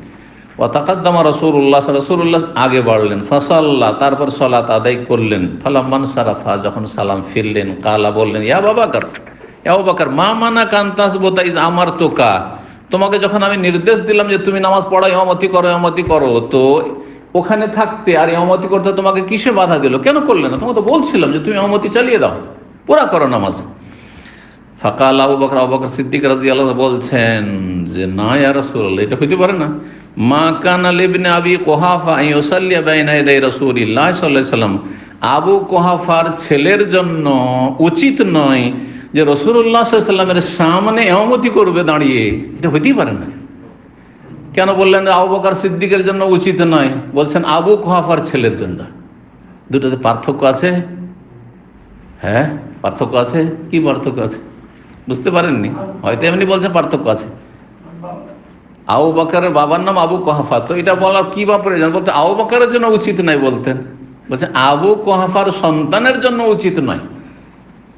এই জন্য বললেন যে আবু বকরের জন্য উচিত নয় কেউ যদি বলে বা তিনি যদি বলেন, তাহলে সবাই জানে আবু বকরকে, যে আবু বকর আমাদের মধ্যে সবচেয়ে সিনিয়র মানুষ আর সম্মানিত মানুষ, তারপরে জান্নাতি মানুষ, আশার মুবাশশারার, আর সর্বপ্রথম পুরুষদের মধ্যে তিনি ইসলাম গ্রহণ করেছেন, সবাই জানে। কিন্তু আবু কুহাফাকে কয়টা লোক চিনে? কথা বোঝা গেছে? আবু কুহাফাকে কে চিনে? কেউ চিনে না। এই জন্য বাপের নাম নিয়েছেন যে আমার বাপ আবু কুহাফা, অন্যদের বাপ যেমন আছে তেমনি আমার বাপ। এই আবু কুহাফার সন্তান নবীর সামনে দাঁড়িয়ে নামাজ পড়াবে, ইমামতি করবে, এটা হইতে পারে না। এই জন্য বলেছেন। আমি যদি বলি আমার কথা, তো আমাকে তো অনেকে চিনেন, তাই না? নাম শুনলেই চিনবেন, কিন্তু আমার বাপকে কয়টা লোক চিনবেন? ঠিক না? ঠিক হয়ে যেত। এই জন্য বলেছেন তিনি। আবু কুহাফা তিনি রাদিয়াল্লাহু তাআলা, তিনিও একেবারে শেষ বয়সে, অত্যন্ত বুড়ো হয়ে যাওয়ার পর, বার্ধক্যে পৌঁছে যাওয়ার পরে ইসলাম গ্রহণ করেছিলেন।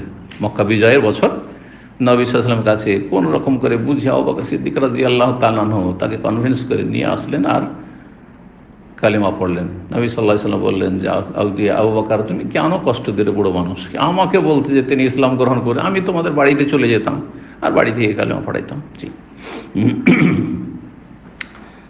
তো এই ছিল হাদিস। ফাকাল আবু বকর বলছেন যে মা কানা লি ইবনে আবি কুহাফা ইউসাল্লি বাইনা ইয়াদাই রাসূলিল্লাহ। ফাকাল রাসূলুল্লাহ, তখন রাসূলুল্লাহ বললেন, মালি রাআইতুকুম আকসারতুম তাসফিক, কি হয়ে গেছে যে তোমাদেরকে এত বেশি তালি বাজাইতে দেখলাম? আমি যখন আসলাম তোমরা এত তালি কেন বাজাচ্ছিলে? সাহাবায়ে কেরামদেরকে বলতে লাগলেন। ফাকাল রাসূল, মানরা, তারপরে বলছেন নবী সাল্লাল্লাহু আলাইহি ওয়াসাল্লাম, মান রাবাহু শাইয়ুন ফি সলাতিহি, কারো সলাত অবস্থায় যদি কোনো সমস্যার সম্মুখীন হয়, হ্যাঁ, কোনো কিছু এমন পেশ আসে, ফালিউসাব্বিহ, তাহলে তাসবিহ বলবে। পুরুষ ব্যক্তি কি করবে? তাসবিহ। দেখেন, ফালিউসাব্বিহ, তাসবিহ বলবে, সুবহানাল্লাহ বলবে। ফালিউকাব্বির আছে কোথাও? তাহলে এই বেদাতকে উঠাইতে হবে না সমাজ থেকে। এই মূর্খ সমাজ, হ্যাঁ, কোনো হাদিসও নেই, এমনকি মযহাবও নাই, মযহাবে ফিকহের কিতাবও নাই। তাহলে অনেক কুসংস্কার আছে, অনেক বেদাত আছে যেগুলো মযহাবের নামে চলছে, জাল মযহাব। বোঝা গেছে? 2 নম্বর, 3 নম্বর, 4 নম্বর মযহাব। এই জন্য আমি বলি যে আপনি হানফি হবেন, 1 নম্বর হানফি হন, জেনুইন হানফি হন। শাফি হবেন 1 নম্বর শাফি, মালিকি হবেন 1 নম্বর মালিকি, হাম্বলি হবেন 1 নম্বর হাম্বলি। যদি হইতে পারে তাহলে কোরআন হাদিসের সাথে ভিন্নতা থাকবে না, কারণ এই যে সাহাল হাদিস, সহিহ হাদিসই তো তাদের মযহাব ছিল, কোরআন হাদিসের অনুসরণ করাই তাদের মযহাব ছিল। কিন্তু দৃষ্টিভঙ্গির কারণে ইখতিলাফ হয়েছে। তো ইখতিলাফগুলি যদি হাদিসের খেলাফ হয়, দলিলের খেলাফ হয়, তো ছেড়ে দিয়ে চলে আসায় তো ইমামদের কামনা। ইমামরা তো এটাই নির্দেশ দিয়েছেন। তো বলছেন যে কোনো কিছু যদি তোমাদের সামনে পেশ আসে সলাত অবস্থায়, ফালিউসাব্বে, যেন তসবিহ করে, ফাইন্নাহু ইযা সাব্বাহা, কারণ যখন তসবিহ করবে কেউ, পিছন থেকে সুবহানাল্লাহ বলছেন, উলতুফিতা ইলাইহি, তখন অবশ্যই সেদিকে ভ্রুক্ষেপ করা হবে। তখন ইমাম চিন্তা করবে যে কেন তসবিহ করছে, তাহলে এখানে আমার কোনো ভুল হয়তো হয়েছে বা সমস্যা হয়েছে। ভুলের ক্ষেত্রেও নয়, এমন কোন এমার্জেন্সি যদি হয়, এটাও মনে রাখেন। কিন্তু আপনারা শুধু কি জানেন যদি ইমাম ভুল করে তাহলে সুবহানাল্লাহ বলা, না এতে সীমিত নয়। এমন কোনো এমার্জেন্সি হয়েছে তাহলে কি করতে হবে? তাসবিহ। আল্লাহ না করে আগুন লেগে গেছে, আল্লাহ না করে ভূমিকম্প শুরু হয়ে গেছে, আল্লাহ হেফাজত করুক। জি, বোঝা গেছে? নামাজ অবস্থায় আপনার নামাজ অবস্থায় হঠাৎ করে একটা লোক সেন্সলেস হয়ে পড়ে গেছে, এখন হাসপাতাল নিতে হবে। সুবহানাল্লাহ, অন্তত ইমাম জানুক, ইমাম পিছনে ঘটনা ঘটছে, ইমাম বুঝতে পারছে না কি হচ্ছে না হচ্ছে। সুবহানাল্লাহ, তাহলে ইমাম তাড়াতাড়ি নামাজটাকে সারবে, হ্যাঁ সংক্ষেপ করবে, নামাজটাকে সারবে। আর এক দুজন নামাজ ছেড়ে দিয়ে তাকে উঠিয়ে নিয়ে যাবে। এই নয় যে ও মরে যাবে আর সবাই নামাজ পড়তে থাকবে, না। যদি দেখা যায় যে না সিরিয়াস ব্যাপার, তো দুই একজন নামাজটা ছেড়ে দিয়ে তাকে উঠিয়ে নিয়ে যাবে, যথেষ্ট, সালাত চলতে থাকবে। কিন্তু যদি সবাইকে পালিয়ে যেতে হয়, যেমনটা বললাম, আল্লাহ না আগুন লেগেছে, এখন সবাইকে পালিয়ে যেতে হবে, ওই নামাজ পড়লে হবে? যে সিজদায় পড়ে থাকবো আল্লাহ রাস্তায় শহীদ হবে, এটা শহীদ হওয়া তোড়ে না, এইভাবে শহীদ হওয়া নাই। তাহলে সুবহানাল্লাহ সুবহানাল্লাহ বলবে, তালি দেবে না। যখন তাসবিহ করা হয় তখন অবশ্যই তার জন্য ভ্রুক্ষেপ করা হয়। ইন্নামা তাসফিকুল লিন্নাসা, আসলে তালি বাজানো হচ্ছে নারীদের জন্য। নারীদের আওয়াজ যথাসাধ্য পর্দায় রাখতে হবে, বিনা প্রয়োজনে বেগানা পুরুষকে শোনাতে হবে না, সেই জন্য তাদের ক্ষেত্রে তালি দেওয়া হচ্ছে সুন্নাত। তারপরে 49 নম্বর অধ্যায়ে বলছেন, বাবুনি অধ্যায় হচ্ছে এজাস্তাওয়া ফিল কিরাতে ফালিয়াউম্মাহুম আকবারুহুম। আচ্ছা, যদি দেখা যায় যে দুইজনই কোরআনের হেফজের ক্ষেত্রে, কিরাতের ক্ষেত্রে আর ইলমের ক্ষেত্রে সমান, তখন কি করবেন? হ্যাঁ, ওই কথা বলছেন, যখন সমান হয়ে যাবে ফিল কিরাতে, ফি কিরাতিল কোরআন। আর আরবিতে কেরাত মানে আমাদের দেশীয় কেরাত সবসময় বোঝায় না। হ্যাঁ, কেরাতুল কোরআন মানে হেফজুল কোরআন, কোরআন মুখস্থ। কেরাতুল কোরআন মানে কোরআন পড়ার উদ্দেশ্য হচ্ছে কোরআনের জ্ঞান অর্জন করা। হ্যাঁ, ইলমুল কোরআন, কোরআনের জ্ঞান, সুতরাং সবটাই শামিল। যদি এলমে, কেরাতে, হেফজে সব কিছুতে সমান সমান হয়ে যায়, ফালিয়াউম্মাহুম আকবারুহুম, তাহলে তাদের যে বেশি বড় বয়সের দিক থেকে সে ইমামতি করার হক রাখে। তবে যে বেশি সিনিয়র সে যদি জুনিয়রকে বলে যে না আপনি পড়ান, তখন কোনো অসুবিধা নেই, তখন কোনো অসুবিধা নেই। 685 নম্বর হাদিস, মালিক বিন হুয়াইরিস রাদিয়াল্লাহু তাআলা আনহু থেকে বর্ণিত, তিনি বলছেন, কাদিমনা আলান নবী সাল্লাল্লাহু আলাইহি ওয়াসাল্লাম, নবী সাল্লাল্লাহু আলাইহি ওয়াসাল্লামের কাছে আমরা আসলাম, ওয়া নাহনু শাবাবাতুন, তখন আমরা সবাই যুবক ছিলাম, আমাদের যৌবনকাল ছিল। বেশ কয়েকজন এসেছিলেন তারা। ফালাবেসনা ইনদাহু নাহওয়া মিন 20 লাইলাতান, তার কাছে আমরা আনুমানিক 20 দিন ছিলাম, 20 দিন 20 রাত অবস্থান করেছিলাম। এই হাদিসের আগে কিন্তু অনেকবারই এসেছে। বিভিন্ন মাসলা প্রমাণ করার জন্য ইমাম বুখারী রাহিমাহুল্লাহ এই হাদিসটিকে বিভিন্ন অধ্যায়ে নিয়ে এসেছেন। এখানে কিসের জন্য নিয়ে এসেছেন? যে যদি বয়সে সমান হয়ে যায় আর তাদের শিক্ষা, দিনের জ্ঞান একই সমান হয়, তাহলে কি করতে হবে? কে বয়সে বড় তাকে ইমামতি দিতে হবে, সব কিছুতে সমান হয়ে গেলে। ওয়াকানান নবী সাল্লাল্লাহু আলাইহি ওয়াসাল্লাম রাহিমান, আর নবী অত্যন্ত দয়ালু মানুষ ছিলেন। ফাকালা, এখানে কি বোঝা গেল? নবী সাল্লাল্লাহু আলাইহি ওয়াসাল্লামকে রাহিমান বললেন না? বললেন না? তাহলে বোঝা গেল আল্লাহ ছাড়া অন্যকে রহিম বলা যাবে? রহিম বলা, আর রহিম বলা যাবে না। ভালো করে শুনে রাখেন, আজকে বলবেন না। আলিফ লাম দিয়ে আর রহমান আর রহিম, রহমান কাউকে বলা যাবে না, আল দিয়েও বলা যাবে না, আর এমনিও রহমানও বলা যাবে, কারণ রহমানের অর্থে অনেক বেশি ব্যাপকতা আছে, পরম করুণাময়, এটা কেউ না আল্লাহ ছাড়া, ঠিক আছে? কিন্তু রহিম শব্দটি আল্লাহর যে গুণবাচক নাম, অন্য কাউকে বলা যাবে, অন্য কাউকে বলা যাবে। কোরআনে আল্লাহ রাসূলুল্লাহ সাল্লাল্লাহু আলাইহি ওয়াসাল্লাম বলেছেন, ওয়া কানা বিল মুমিনিনা রাহিমা, তিনি মুমিনদের ওপর বড় দয়ালু ছিলেন। লাকাদ জাআকুম রাসূলুম মিন আনফুসিকুম আজিজুন আলাইহি মা আনিতুম হারিসুন আলাইকুম বিল মুমিনিনা রাউফুর রহিম। রাউফ বলেছেন, রহিম বলেছেন। রাউফ আল্লাহর নাম, রহিম আল্লাহর নাম। রাউফ মানে হচ্ছে স্নেহশীল, যে অত্যন্ত স্নেহ করে। আল্লাহ স্নেহ করে, আল্লাহর স্নেহ অত্যন্ত ব্যাপক, আর নবী সাল্লাল্লাহু আলাইহি ওয়াসাল্লামের স্নেহ আমাদের তুলনায় ব্যাপক, কিন্তু আল্লাহর তুলনায় কম। কথা বোঝা গেছে? তো কিছু কিছু নাম আছে, যেই নামগুলি আল্লাহর নাম হইল আল্লাহ ছাড়া অন্যের ক্ষেত্রে বলা জায়েজ, কিন্তু আল দিয়ে বলবেন না, আর রাহিম বলা যাবে না, ঠিক আছে? আর রাউফ বলা যাবে না। আপনি যদি আরবিতে বলেন যে আমার আব্বা অত্যন্ত দয়ালু, তাহলে কি বলবেন? রাহিমই তো বলতে হবে, আবি রাহিমুন, ঠিক না? আপনার বাপ রাহিম, হ্যাঁ রাহিম, আপনার বাপের যতটুকু মায়া আছে অতটুকু, আল্লাহর মতন, আল্লাহর সাথে, আল্লাহর সিফাতের সাথে, আল্লাহর গুণের সাথে কোনো তুলনা চলে না। কিন্তু যেই নাম বা যেই কাজটি আল্লাহ ছাড়া আর কারো জন্য প্রযোজ্য না বা কেউ করতে পারে না, সেই নাম দেওয়া যাবে না। যেমন আল খালেক, সৃষ্টিকর্তা, আল্লাহ গাইলেন না, শুধু খালেক, কাউকে বলা যাবে? খালেক মানে সৃষ্টিকর্তা। তো সামান্য একটা পিপিলিকে সৃষ্টি করতে পারবেন? পারবেন?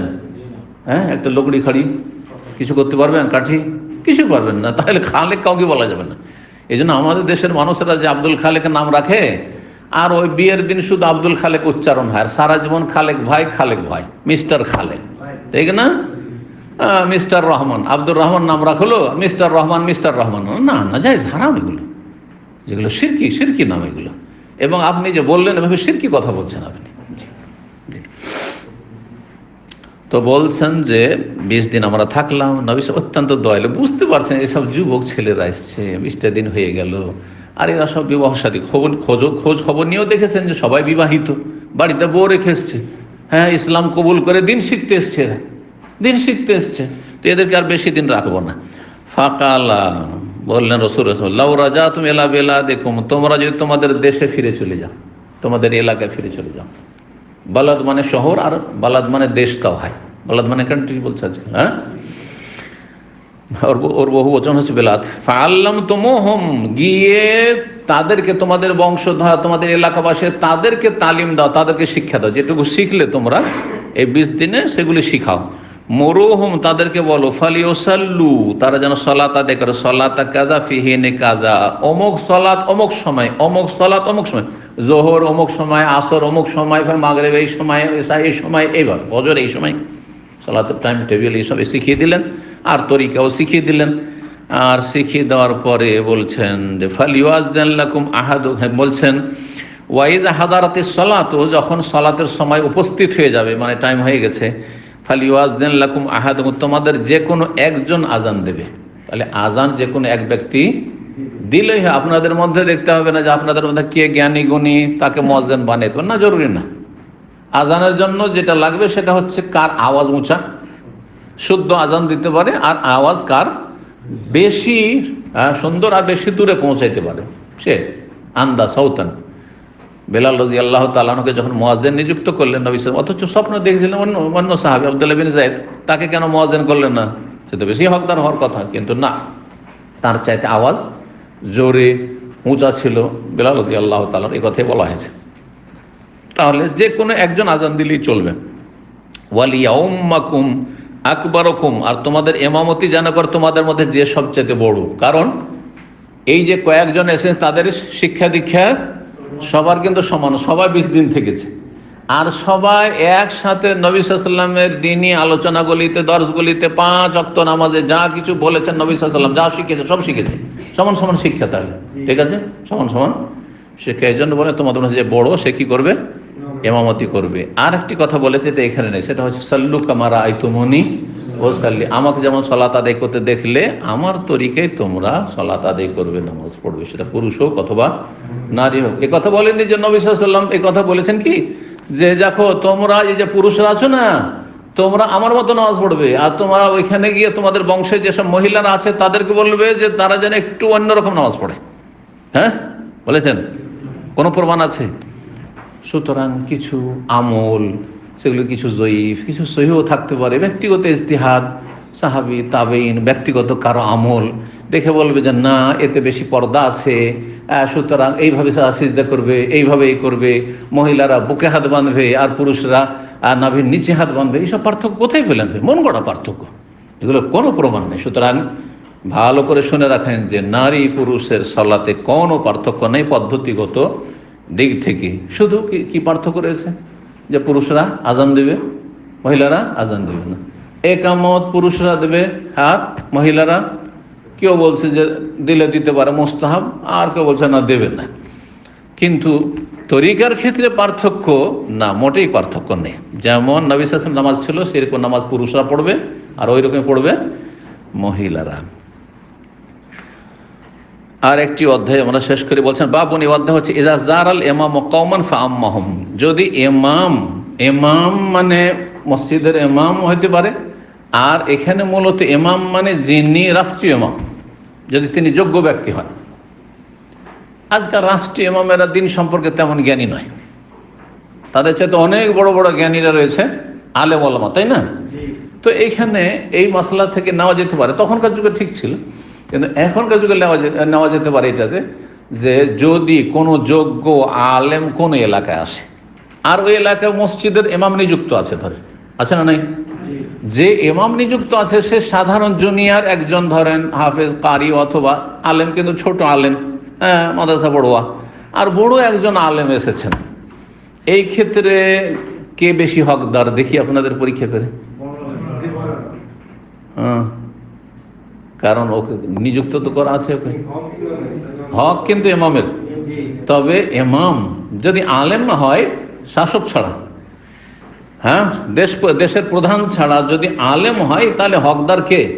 হ্যাঁ, আলেম নয়, ওই মসজিদের যে ইমাম নিযুক্ত ইমাম আছে, রাতে পেশ ইমাম, সেই বেশি হকদার। তবে তার উচিত হবে যে বড় আলেম যেহেতু এসেছেন, তাকে ইমামতির জন্য অফার করা, সেটা উচিত, আলাদা কথা, কিন্তু হকদার তিনি। তার বিনা পারমিশনে বড় আলেম বলে এগিয়ে চলে যাবে, নিজে থেকে নামাজ পড়াতে, এটা উচিত হবে না, এটা ঠিক না, নিষেধ আছে। বিনা অনুমতিতে কোনো ব্যক্তি গিয়ে কোথায় ইমামতি করে? একমাত্র ইমামে আজম। ইমামে আজম মানে হচ্ছে দেশের শাসক, রাষ্ট্রনায়ক। রাষ্ট্রনায়ক যদি ভালো আলেমও হয়, এলিমও আছে, নামাজের মাসালের জ্ঞান আছে, আর কেরাত তাজবিদ ঠিক আছে, কোরআন মুখস্থ আছে, তাহলে যে কোনো শহরে যাক, হ্যাঁ, ঢাকা থেকে রাজশাহী যাক, খুলনা যাক, আর চিটাগাং যাক, যে কোনো মসজিদে যাক, যদি মনে করে যে ইমামতি করবো, ইমামের কাছে পারমিশন নেওয়ার কোনো প্রয়োজন নেই। এটা শরীয়তের মাসলা জেনে রাখতে হবে। জি, তো বলছেন যে ইমাম যদি কারো জিয়ারত করে, জিয়ারত মানে কি? ভিজিট। আজকাল বলছে না জিয়ারা ভিসা, জিয়ারা ভিসা মানে ভিজিট ভিসা। ইমাম যদি কারো সাথে সাক্ষাৎ করতে যায়, কমান কোনো সম্প্রদায়ের সাথে, কোনো জাতির সাথে, আমার সেখানে গিয়ে তাদের ইমামতি করে। 686 নম্বর হাদিস বর্ণনা করছে মাহমুদ বিন রাবি রাদিয়াল্লাহু তাআলা আনহু। তিনি বলছেন, সামিআতু ইতবান ইবনে মালিক আল আনসারী, আমি ইতবান বিন মালিক আনসারী রাদিয়াল্লাহু তাআলা আনহুকে বলতে শুনেছি। কাল, তিনি বলছেন, ইনি অন্ধ মানুষ ছিলেন। ইতবান বিন মালিক আব্দুল্লাহ বিন উম্মে মাকতুমের মতোই অন্ধ ছিলেন। কাল বলছেন যে ইস্তাজানান নবী সাল্লাল্লাহু আলাইহি ওয়াসাল্লাম, একদিন নবী সাল্লাল্লাহু আলাইহি ওয়াসাল্লাম আমার বাড়িতে এসে অনুমতি চাইলেন।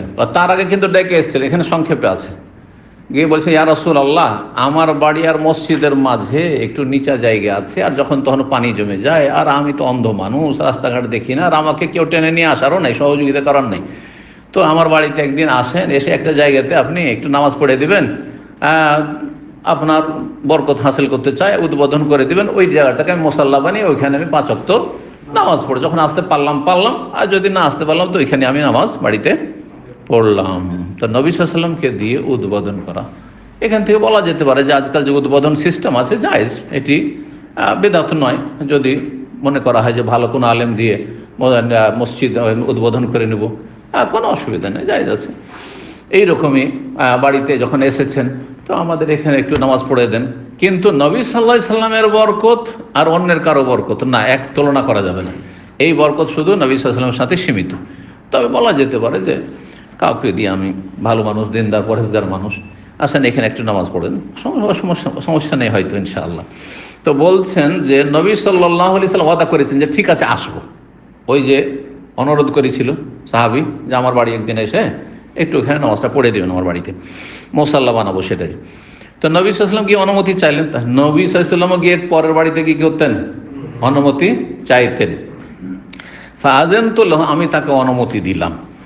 ফাকালা, বললেন, আইনা তুহিব্বান উসাল্লি ফি বাইতিকা, তোমার বাড়িতে কোন জায়গায় আমার নামাজ পড়াটা তুমি পছন্দ করো, যে কোন জায়গাটাই নামাজ পড়ে দেবো, যে তুমি তো সেখানে যাই নামাজ বিছিয়ে নামাজ পড়বে। জি। ফাআশারতু লাহু ইলাল মাকানিল্লাযী উহিব্বু, আমি ইঙ্গিত করলাম সেই জায়গাটির দিকে, যেই জায়গাটি আমি পছন্দ করি, যে এখানে আমি কি করব? সালাত পড়ব, নামাজ পড়ব। ফাকামা, নবী সাল্লাল্লাহু আলাইহি ওয়াসাল্লাম দাঁড়াইলেন নামাজে। ওয়াসাফাফানা খালফাহু, তার পিছনে আমরা কাতার লাগাইলাম। তাহলে বাড়ির যারা লোকেরা ছিল, পুরুষরা নবী সাল্লাল্লাহু আলাইহি ওয়াসাল্লামের পিছনে কাতার লাগালেন। সুম্মা সাল্লামা, তারপরে নবী সাল্লাল্লাহু আলাইহি ওয়াসাল্লাম সালাত আদায় করে, 2 রাকাত সালাত আদায় করে সালাম ফিরলেন। ওয়াসাল্লাম না, আমরাও সালাম ফিরলাম। তাহলে কারো বাড়িতে গিয়ে মাঝে মধ্যে এরকম ফরজ নামাজ ছাড়া এমনি নফল নামাজে ইমামতি করা আর জামাত করা আর একটি গুরুত্বপূর্ণ মশলা কিন্তু, যে নফল নামাজে এমামতি করা যাবে না, বা নফল নামাজ বা জামাত করে পড়া যাবে কিনা।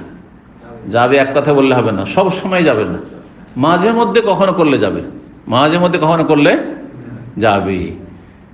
এখান থেকে আরো কিছু মশলা বলে দিই। তারাবি 30 দিন জামাত করছেন না? এটা তো ফরজ নয়। তারাবি 30 দিন জামাত করা প্রমাণিত, নবী সাল্লাল্লাহু আলাইহি ওয়াসাল্লামকে 3 দিন প্রমাণিত হয়ে গেল। বাকি আর নবী সাল্লাল্লাহু আলাইহি ওয়াসাল্লাম কেন করেননি তার কারণও প্রমাণিত, যে আমাকে ভয় লাগছে কি জানি ফরজ করে দেন আল্লাহ, সেই জন্য বাধা ছিল একটা। কিন্তু ওহী দরজা বন্ধ হওয়ার পর আর সেটার আশঙ্কা নেই।